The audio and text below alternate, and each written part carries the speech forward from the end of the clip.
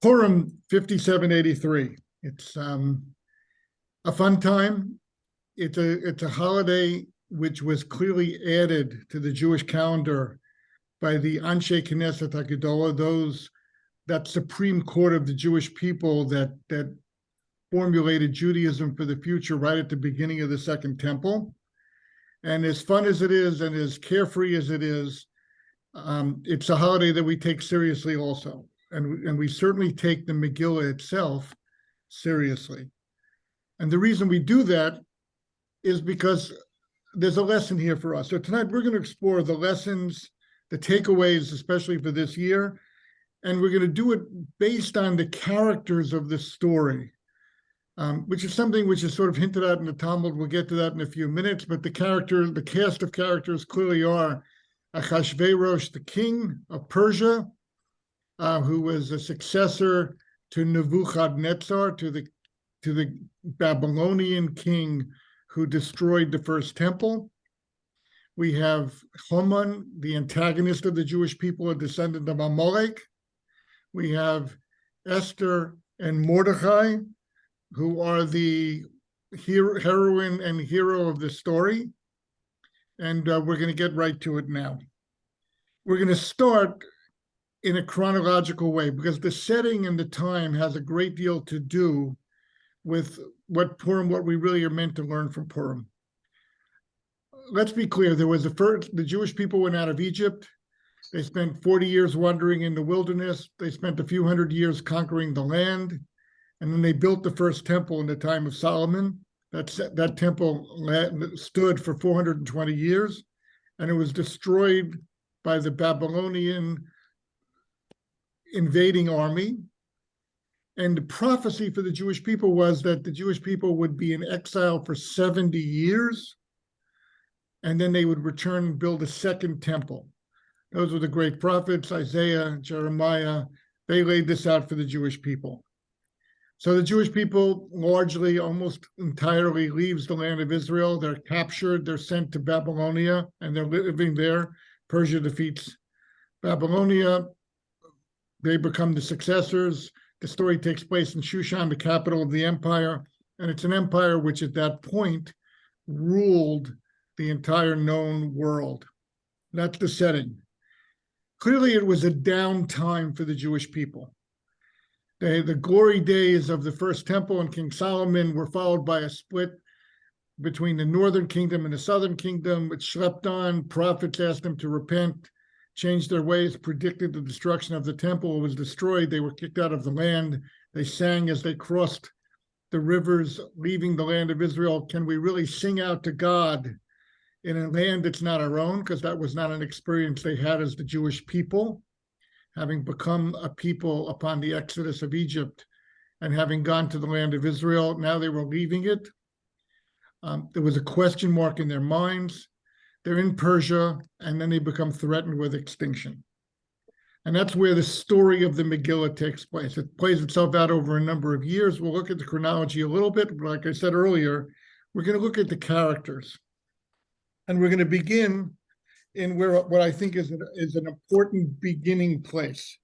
And I do want to acknowledge the fact that a class just recently given by Rebbitzin Tzipora Heller Gottlieb, very, very remarkable teacher who some of us here on this cast tonight had the chance to study with once upon a time in Yerushalayim. So she gave an overarching view, and most of these ideas are taken from her viewpoint here. But we're going to begin in the book of Exodus, chapter 17. What happens there? The Jewish people were newly free. The sea splits. They get rescued. They're marching along their way a few days afterwards. And out of the blue, a nation of Amalek attacks the Jewish people. No reason, no provocation.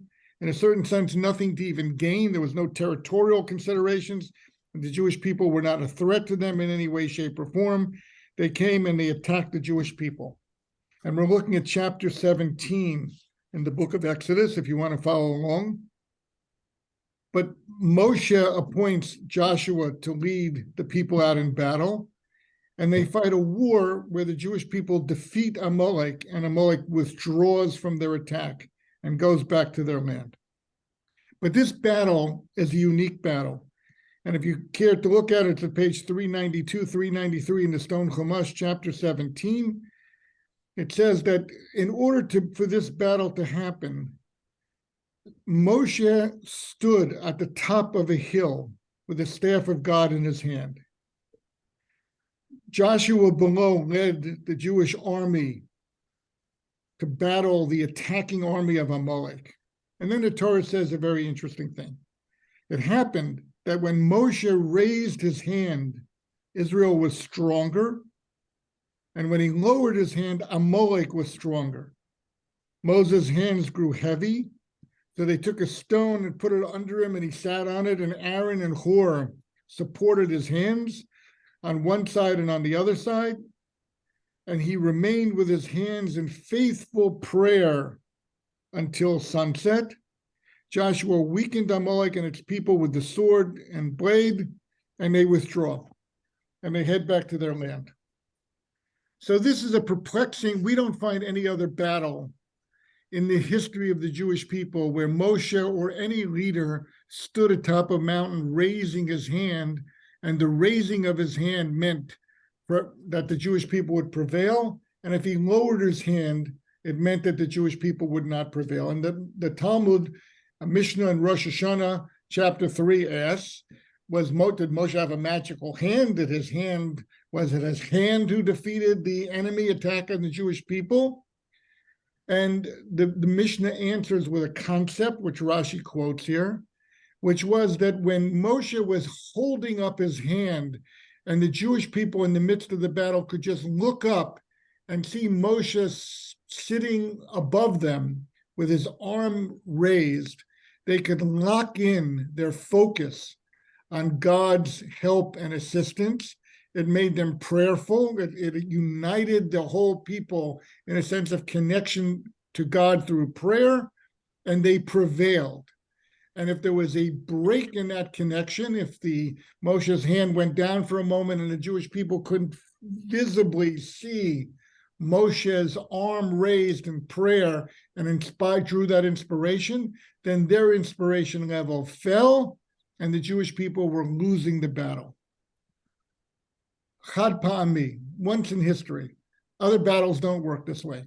Okay, we certainly believe the whole history of the Torah's warfare. It's a lo b'chayo b'go v'koach. We don't win because of prevalence of arms.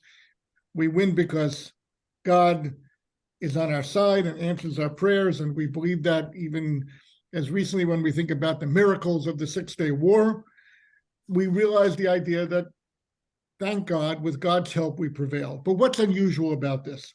So what I want to open up here as a foundational idea for understanding Megillat Esther and the Purim story and what we're going to celebrate on Purim is the unique nature of the conflict between the Amaleki people, Amalek, and the Jewish people. And it's a conflict which goes on through history, as the Torah says, because the next section in Exodus says that it's going to be a war forever, and we have a responsibility to eliminate Amalek and eliminate Amalek's memory, which we'll talk about for a moment later, from the history of mankind. So we're dealing here on completely unique terms. So how could this be? What does it mean? So again, we're talking about a war with no motivation, no territory at stake, no idea of one enslaving the other, capturing the other. Amalek had none of those intentions in attacking, and the Jewish people in defending themselves and scattering Amalek and then taking it upon themselves to remove Amalek from the annals of mankind.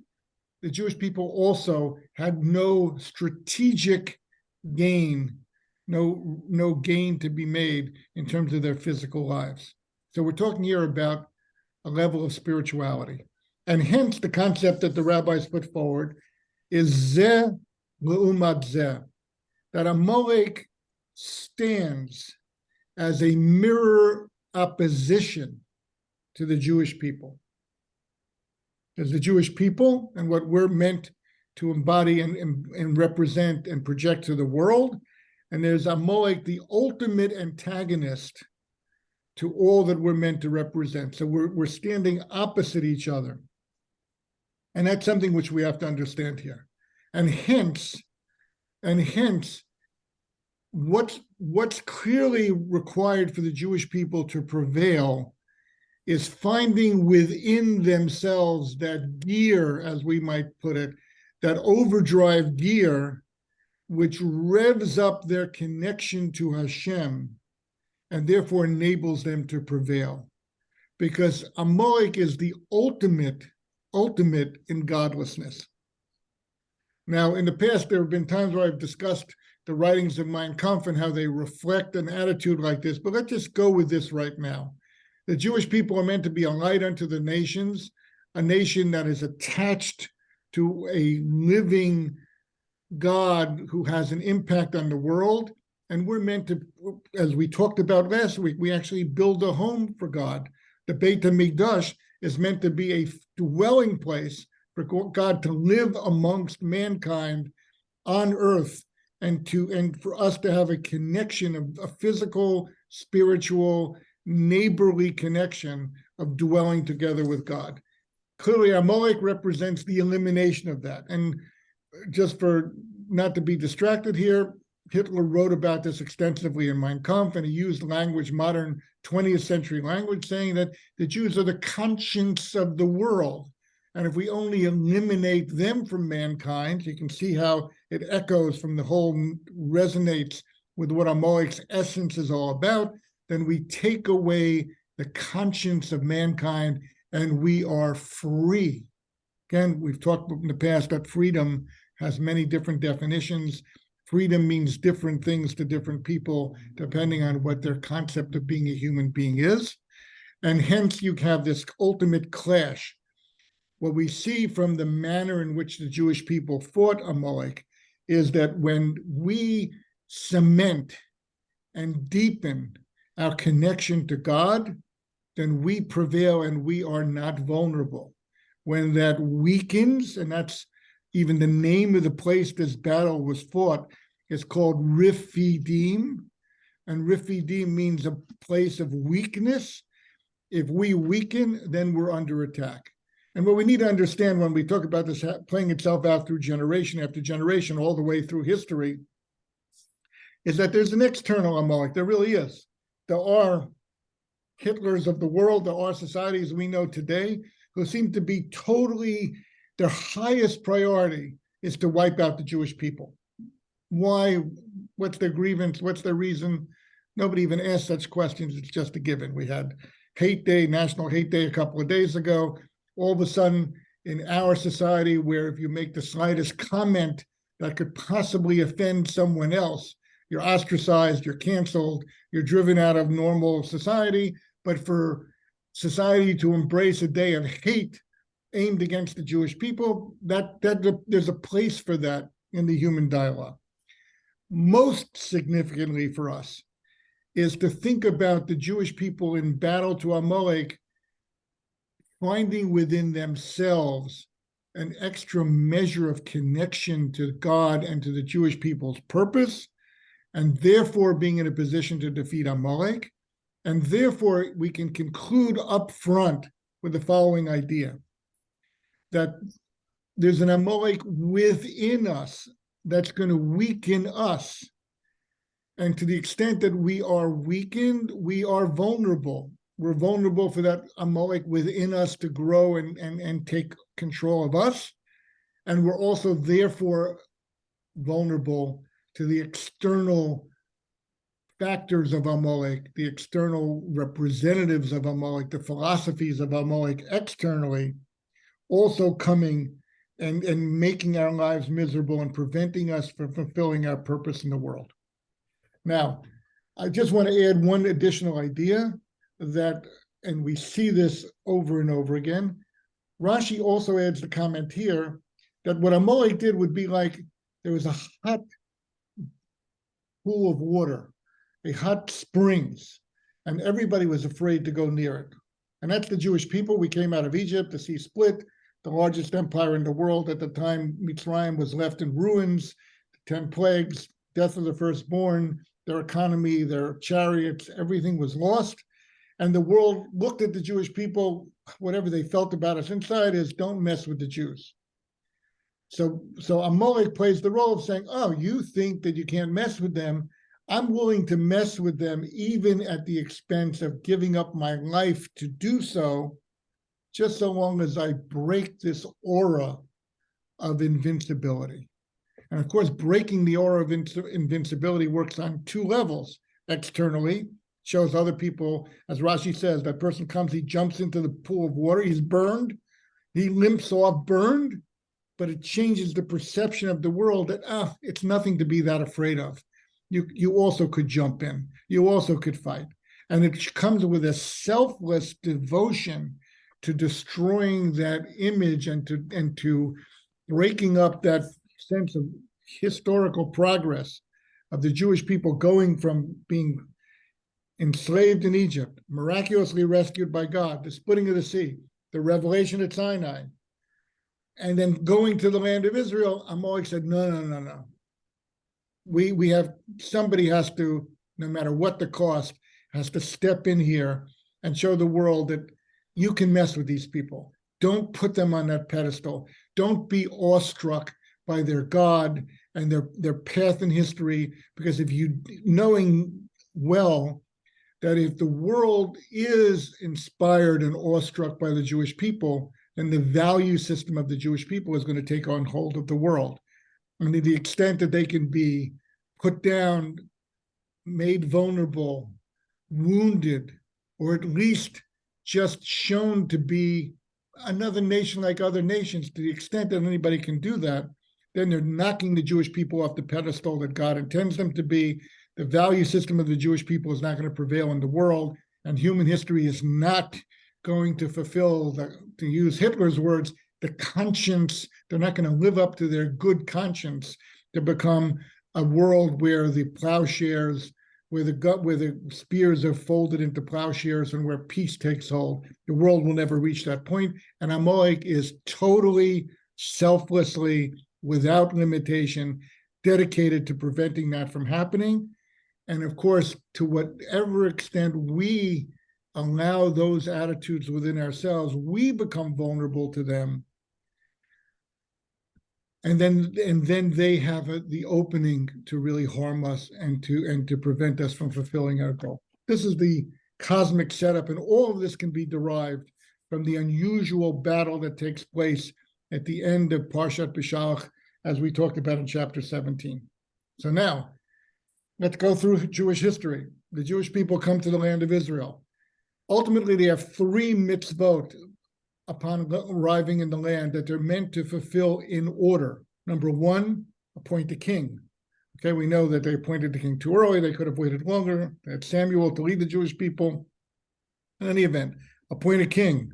Number 2, eliminate Amalek, who were living in the south of Israel, to get rid of that notion within the world. And then number 3, to build a temple. We described it last week when we talked about constructing the Mishkan. Create a space in the world for God to dwell, a tangible space. Surround that space with an attachment to God, and then the world will be elevated. Now, even though the first temple got built, the second component of eliminating Amalek was never achieved. We won't discuss that. King Saul attacked, prevailed, but unfortunately didn't finish the job, and hence descendants of Amalek leak out into the world's ecosystem. And following the destruction of the temple and the Jewish people being exiled into Babylonia, and then that transforming itself into the Persian Empire, we find a descendant of Amalek named Haman rising up his head and gaining the power and the authority within that empire to have every single Jewish man, woman, and child murdered on a given day. So that sets the stage for the story of Purim. Now, let's look at the Megillah in order, and then we'll talk about the characters. Megillat Esther, the book of Esther, is known for the fact that it doesn't mention God by name. The only book of the Torah in which God's name is not mentioned. we can associate that with the idea that the job of Amalek is to weaken us internally so that we become vulnerable to the influence of Amalek, which empowers Amalek to harm us from externally. And therefore, since we're dealing with us internally maintaining a connection with God, God's name is not as prevalent. It's not like the firstborn dying. It's not like the sea splitting. It's not like the revelation at Sinai, which were events that God brought about to inspire us and to create this connection. Amalek is all about us digging deep within ourselves and hanging on to bringing out from within ourselves, reinforcing this constant, ever deepening, ever real attachment to the mission of the Jewish people and to our attachment with God. And to the extent that we do that, it's like Moshe's hand is raised up and Amalek can't prevail. And to the extent that we become weak in those areas, then Amalek can prevail. Opens the Megillah. Achashverosh is a new king. He's a usurper to the throne. He's a commoner who ends up married to the daughter of Nebuchadnezzar, the previous ruler, and he becomes king. He's in a tricky position. Kings like that get knocked off pretty easily because they don't have that royal lineage and they don't have that whole history behind them. And hence the Megillah talks about people conspiring to kill the king and Mordecai saving the king. There's intrigue going on in the background. But what we see initially is this incredible party, a 180-day party, inviting all the people of the realm to come into the palace. We'll cater to you, and the Megillah goes to great lengths to explain each person will be catered to the way they want. Now, first of all, understand that there's the whole social order, the whole sense of propriety is all being thrown out the window. You can be as decadent as you want, or you could be as sophisticated as you want. You can sit and listen to Mozart in one room, or you can go to another room where the queen is being asked to appear naked. And the queen, because there's no limits, there's no propriety. So we're talking about a king whose ultimate goal is aligned with the goal of Achashverosh, of Haman, of Amalek. The goal is, let's create a society there's no conscience. You want to be good, be good. You want, and as the rabbis even play out, if you want to eat glatt kosher, we'll give you glatt kosher. If you want whatever you want, you want Chol Yisrael, we have a caterer for Chol Yisrael. Each person, whatever you wanted, as high level, as low level, and people were not, I could be wealthy and you could be poor and we could end up drinking from the same goblet together. And then, of course, what's introduced specifically? Goblets taken from the temple that were used in holiness, and implements that were used in holiness, and the clothing of the Kohen Gadol being worn by Achashverosh himself. All this is hinted at in the words in the Megillah, and if you look for it, you'll see them, and the commentaries all elucidate them. So you have a king, Achashverosh, who's not out to seed destruction, but who stands for one thing: anything goes. Anything goes. And anything goes, of course, is aligned ultimately with the notion that there is no God. There's no God that we have to think about, no matter what God, no matter what miracle God does, no matter how much it might look to me. And in a contemporary sense, I think of this all the time. If I was, and I've said this before, if I was the Ayatollah of Iran and I needed a scapegoat, I would find anybody but the Jews. Because all the people in history who messed with the Jews, they didn't fare very well. Find somebody else. Why go after the Jewish people? For some reason, there's an understanding in the world, no matter what you want, if you want mastery, if you want there to be a society that you ultimately rule, which means there's no God above you, take on the Jews first. Then you'll have room to maneuver. And this is this party, a 180-day party. And the Jewish people attend and they participate in the party. And again, they weren't breaking any halacha. They weren't breaking any law. Like I say, the butler came with wine and you say, oh, I only want Badat's wine, which for sure was not grown during Shemitah. under this and this rabbi. And the butler would say, fine, each person, I'm going to go to the winemaker and we'll order that special for you and we'll have that kind of wine for you. So there was no issue in terms of violating Torah, but the issue was jumping into a helter-skelter world where the goal was no limitations. The goal was a definition of freedom, which was that there's no conscience, there's no order, there's no normal respect given to people of higher standing. A queen should march around without her clothes on, whereas most societies protect the dignity of a king and queen. Everything would be topsy-turvy for the goal of establishing Achashverosh as a usurper to the throne, to solidify his standing that, oh, this is a king we want it back. This is a king we want to get behind. And of course, that explains to us how a person like Haman, a descendant of Amalek, whose inner goal is the elimination of the Jewish people, rises to power. It's almost inevitable that he would rise to power in such a society. Okay, and then we get this very interesting quote from the Gemara, which I want to introduce now. The Gemara in Chulin, page 139b. Strangely, a group of students approach a rabbi and they say, Haman, where do we find Haman in the Torah? Now, we've already found the antecedents of the Megillah in the Torah when we looked at the details of the battle between the Jewish people and Amalek. But the Gemara is questioning Haman himself.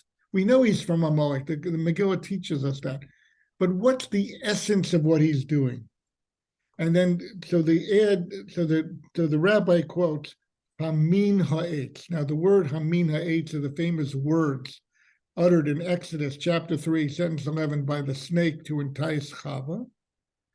And of course, the word Hamin ha'etz means, do you eat from this tree, which we've talked about at length before, enticing her to think, well, God said not to eat from the tree, but does that really matter? Does what God said really matter? Are there really consequences? Will I mess up the world? Is it okay to just do what I feel like doing? What difference will it make if God wants me to do it, doesn't want me to do it? Let's make God irrelevant. Now, of course, the word Hamina eitz means from this tree also you can't eat, but the letters in Hebrew, Hey, Mem, Nun, spell out the name of Haman. So this is not a drush, this is an association. The association is this, again, clarify. You want to understand the holiday of Purim? You want to understand what the Megillah is all about? Let's nail down who these people are. Haman is the epitome of a sense that God is not relevant, period. Okay? There's no relevance. If the Jewish people have leaders, I can go after them. I can hang them on a tree in public. I can use my machinations to achieve political power, to get my goals in place, and then we're going to make God irrelevant in the world. That's what the snake's goal was in the Garden of Eden. And then it goes on. Esther mina Torah minayim. Where do we see Esther in the Torah? And this is very significant. So it quotes a sentence from Devarim, from the book of Deuteronomy 31:18. Va'anochi haster aster. God says at a certain point, when the Jewish people will be looking for me, I will be hidden. And of course, this again is a word association, because Esther includes the root of the word to be hidden within her name. She also was named Hadassah, also has significance. We're not going to go into it tonight. But the idea was this, and let's understand this. If you and I were in Egypt, we didn't have to find God. God found us and created miracles. When the sea split, we didn't have to look for him. God was manifest through his might and power in the world. When we stood at Mount Sinai, and this is an important point, God overwhelmed us with majesty and the fire and the lightning and the wind and the smoke and the shofar blowing and the words of God coming to us directly. And as we say, these are revelations. These are pure revelations. But remember what we said earlier, that what matters when you're dealing with Amalek is your internal drive to stay connected to God. If you need to exercise that, then it has to be a moment where God is not so apparent, where God is not standing in front of you and with might and glory and splitting a sea and rescuing you and the earth shaking and you hear God's voice coming from Mount Sinai and you literally your body and soul have to struggle to hold together. No. If what counts here is me finding the source within myself to have an ultimate connection to God, then it has to take place within a setting where God's hidden, where we're seeking God, where we're looking for God, and we're sure that we're going to find God because God cares about us. Okay, just reminiscent of that battle after leaving Egypt when we saw Moshe's hand held high. Was Moshe's hand magic? No. Was it stick doing the battle? No. But it inspired us to say, look at Moshe's faith, look at Moshe's association to God in prayer. Okay, it's there, we can rely on it. Esther had that quality that when God seemingly, or maybe we suspect God doesn't care anymore, and maybe we suspect, all those prophecies, 70 years, the temple's going to be rebuilt. I don't know, it sounded good when we were living in Israel and hoping the temple would never be destroyed, but time has gone by, and there's even a calculation that maybe that 70 years is up. It was an incorrect calculation. So we're at a weak point. So you need an Esther who seeks God with confidence, even when God is difficult to find and difficult to perceive. And that's Esther. And by the way, that is aligned with the fact that the Megillah says in several places, Nosad chen b'chol ro'eh. Esther was a person who inspired tremendous favor in the eyes of everybody who saw her. Why? Because when you saw an Esther, you saw a person who is imbued with the conviction that God's attached to us, that there's a purpose in life, there's a meaning in life, there's a meaning in your life just as there is in my life. And therefore, people felt a tremendous inspiration. And then the third component here, Mordechai. They go on and say, Mordechai mina Torah minayin. Where do you find Mordechai? And this is even more remote. It says in Exodus chapter 30, sentence 23, more gerur. It's a certain type of myrrh, I don't know how to pronounce it, M-Y-R-R-H, It's a spice, it's a fragrance. And in Aramaic, it really is pronounced as Mordechai. It sounds like his name. So there's, again, a word connection. But what's more than a word connection? Of all the senses, the sense of smell is deemed to be the most refined of the senses that a person can have. It's a sense that doesn't readily become abused. Taste can make me into a glutton. My eyes, we know, were always a challenge in what I choose to look at and whether I'm looking at things that are going to speak to my better self or to my worse self, But smell, spices, fragrances, we always say that when a Jewish person offers an offering in the temple sincerely, it creates a reach nichoach, a special smell, okay? God doesn't hang out in barbecue joints and sit there with his nose, that barbecue really speaks to me. No, it's a smell of sincerity, of purity, of holiness. That's what Mordechai represented. Mordechai warned people, don't go to the banquet. Mordechai said, I'm not bowing down to Haman, even if it's halachically permissible to do so, because I can't associate with the corruption of Amalek. And because I learned from the Torah, from that section in the battle with Amalek, that to the extent to which I keep my innards pure and uncorrupted and attached to God, then Amalek can't possibly harm me, that will prevail against Amalek. So Mordechai becomes the ultimate guide to how we can prevail. And Esther embodies all of the internal seeking and yearning and perseverance and connecting with God that is necessary to defeat Amalek. And hence we see how the story unfolds. And I want to, with this framework in mind, I want to highlight, we go to the end of the Megillah, because we know the story. At the banquet, it's revealed what Haman's plan was. Achashverosh hangs Haman on a tree, puts Esther and Mordecai in charge of the nation. They're able to reverse the decree. The Jewish people were able to defend themselves. And again, how could they defend themselves?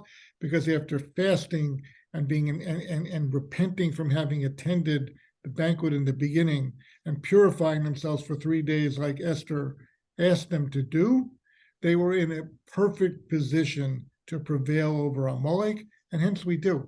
Haman's hung, his sons are executed. The Jewish people were able to kill out all those people who were just waiting, with the kind of people who dance in the street when young Jewish boys are gunned down in a helpless situation.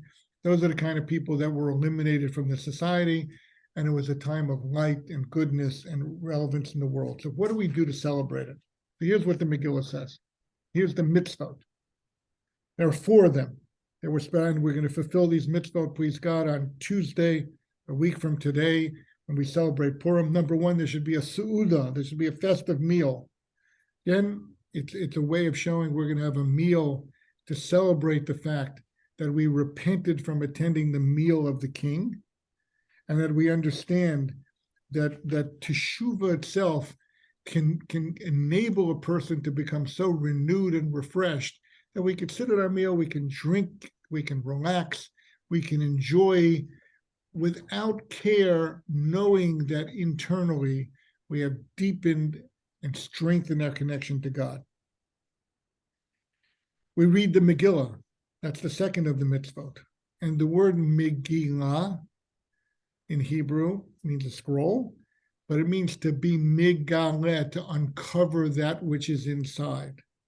Because what we're celebrating on Purim is not anything that from the outside in, not the fact that we vanquished our enemies, which we are thankful we did, but rather we were able to renew our internal connection to God to such an extent that we became impervious to the attack. And hence, we want to reinforce the idea that to the extent that we can be migaleh, that we can make manifest from within ourselves all this goodness and depth of attachment to God and depth of love of God and depth of confidence, that even if we don't see God around us, and even if times seem troubled and dark, and even if the world seems like it's going into a black hole, we can still prevail in through prayer and through connection to God. We have that within us. Number 3, mishloach manot. We send presents to one another. Okay? Not poor people, indiscriminately. Why do we do that? Because we together, when we unite in this way, when we dig deep within ourselves, we become invincible. And it's only that connection, it's only by us in a united way doing this, it's only by us tapping in, each of us, to the same inner goodness and strength that's within us, that we become impervious. Again, the beginning of the Megillah, the Jewish people were spread out. They were alienated. They weren't together. There were many righteous people. There were many great people. There were even prophets alive at that time. But they didn't have that sense of connection to one another, that when each one finds the strength within themselves, it reverberates one person from the other, and it makes us absolutely invincible. And the 4th, matonot le'evyonim, and here we are giving to people who are in need, and we give indiscriminately. Nobody has to prove anything to us. Somebody puts their hand out. The custom is to give them a gift and to uplift them. Why? What's the idea of doing it in this sense? Because ultimately we're all evyonim. It's only through channeling our prayers and looking for God and following the examples of an Esther and a Mordecai that we can be certain, number 1, we're mitigating the little Hamans inside of ourselves. We're stilling the voice of Amalek, and thereby we are making ourselves impervious from the outside. And therefore, this person needs something, I can help them, no questions asked. I share what I have with this other person. It's a time of love, it's a time of thanksgiving, and a time of realize how each of us are so vulnerable. And the kicker here is what it says in Esther chapter 9, sentence 27, pretty close to the end. And the Torah says something very fantastical. It says in 20, this is why they call the days Purim, from the word pur, P-U-R, which means a lot in Persian. Therefore, because of all that was written in this letter and because of what they had experienced and what happened to them, the Jews confirmed and undertook upon themselves and their posterity and upon all who might join them to observe these days without fail. So the phrase is kimu v'kiblu. And kimu v'kiblu means they confirmed and undertook. And here's the kicker. What the Talmud says is kimu, they fulfilled that which they had accepted in the past. And we're talking about the Torah. And here's where all the pieces come together. Because we accepted the Torah at Mount Sinai at a moment when God was overwhelmingly present. And there was thunder, and there was lightning, and there was smoke, and there was a shofar blowing, and it was the voice of God booming out to us. That's when we accepted the Torah. But now we're ready to accept the Torah from within ourselves, out of conviction that comes from within.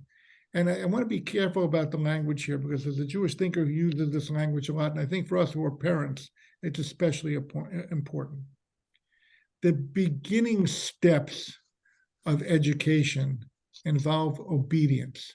The beginning steps with our children is we want them to accept no as no. And there's an element of obedience. But we know that life has to develop way beyond obedience.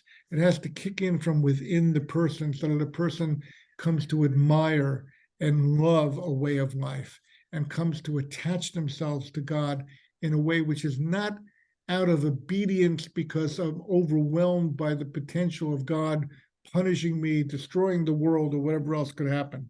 No, I'm fulfilling the Torah out of a deep attachment to God that I see growing within myself.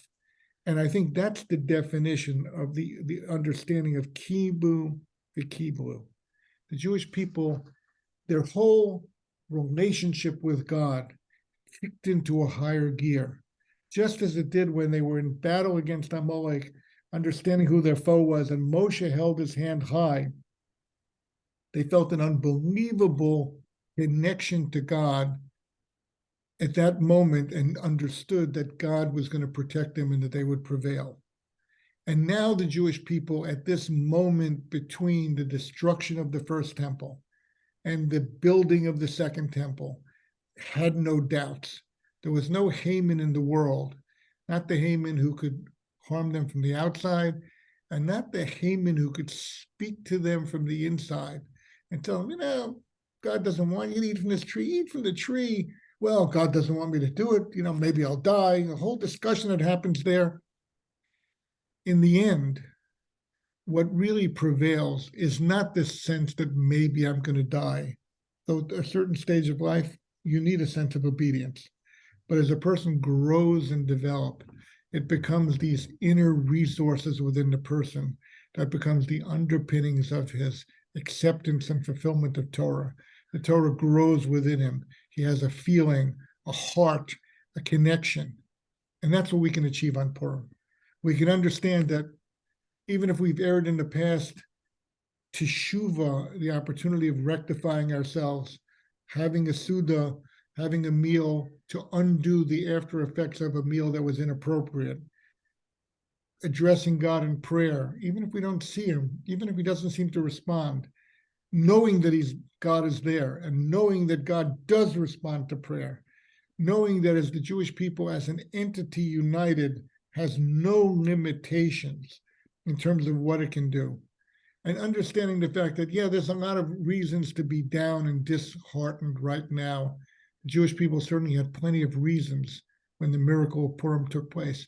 And again, a miracle without God's fingerprints to be seen anyplace, without God's name being written into the Megillah. But those Jews could find this new year of depth of inspiration within them.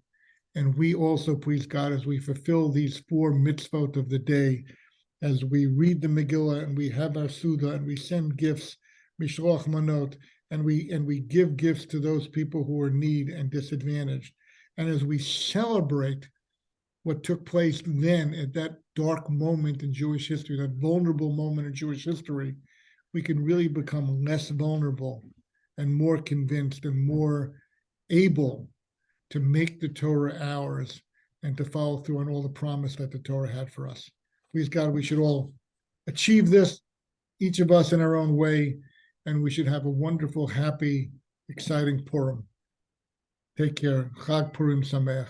Have a good evening. Thank you, Rabbi. You too. Thank you. Thank you, Rabbi.